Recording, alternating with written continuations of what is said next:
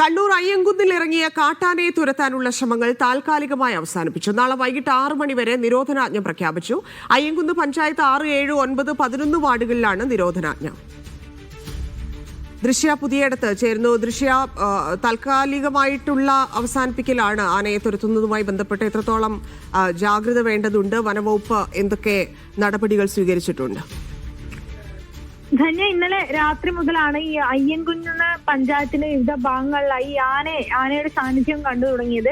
ഇന്ന് രാവിലെ മുതൽ തന്നെ അയ്യൻകുന്ന്, അങ്ങാടിക്കടവ്, കരിക്കോട്ടക്കരി ഭാഗങ്ങളിലെ ജനവാസ മേഖലയിലൂടെ ആന സഞ്ചരിക്കുന്നുണ്ടായിരുന്നു. പിന്നീട് അത് ആശാൻകുന്നിലെ റബ്ബർ കാട്ടിൽ നിലയുറപ്പിക്കുകയായിരുന്നു.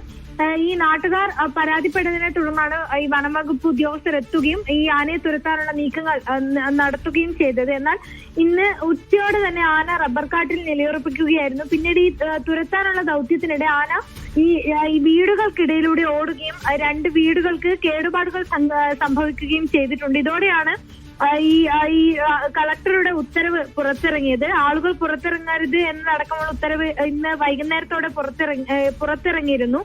എന്നാൽ ഈ ആനയെ തുരത്താൻ സാധിക്കാതെ വന്നതോടെ ആന ഇപ്പോൾ നിലവിൽ ഈ വനാതിർത്തിയുടെ 1.5 കിലോമീറ്റർ അകലെയാണ് ഉള്ളത്. അതുകൊണ്ട് തന്നെ ആന ഇന്ന് രാത്രിയോടെ വനത്തിലേക്ക് കയറും എന്നുള്ള പ്രതീക്ഷയാണ് വനംവകുപ്പിനുള്ളത്.